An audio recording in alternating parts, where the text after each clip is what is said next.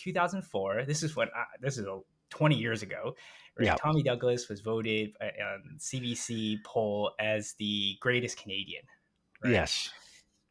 If you now fast forward 20 years today, with the additional 20 years, Greg, do you still believe Tommy Douglas is the greatest Canadian? Would you give him your top vote, or who else would you have put in that on the top of the list?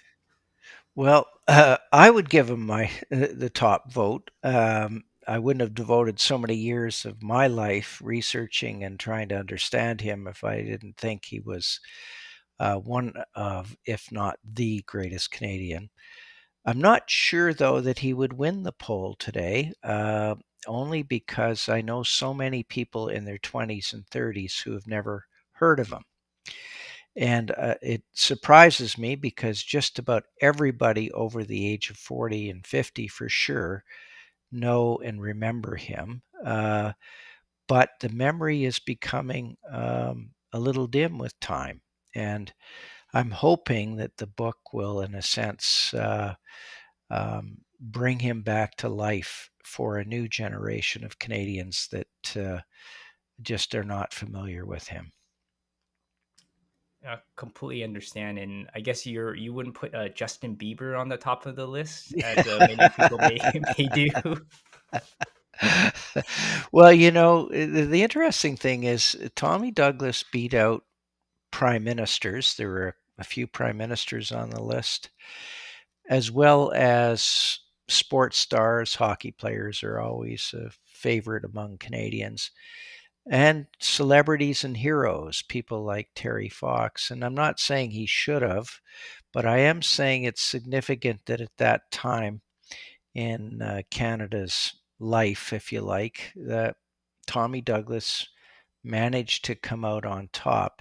And it wasn't just Tommy Douglas, it was the idea of Medicare. And you can't separate the two. When you say Tommy Douglas, you basically say Medicare in the next breath. And it's as much a vote for the system of Medicare that we developed in terms of its principles, less about the way it's actually delivered, as we'll talk about later on. But the principles that Canadians are very much, I think, they believe in and feel are the right ones.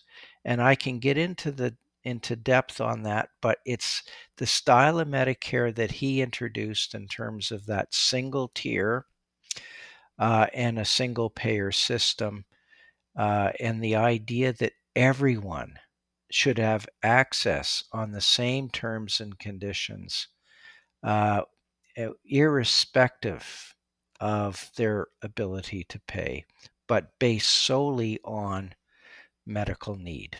And that principle is important to Canadians, not just because they get something out of it for themselves or for their families, but because they want their neighbors, their friends, as well as Canadians they don't know to be protected by the system. And I think this is an aspect of Medicare that we don't pay enough attention to, is the comfort that comes with the idea that you know that all your fellow citizens are also protected. Absolutely, absolutely. Just a little joking aside, there, we don't want the Justin Bieber fans to just jump all upon us. So we have no problem with Justin Bieber. I'm pretty sure Greg is not saying he's a problem with Justin Bieber as well. But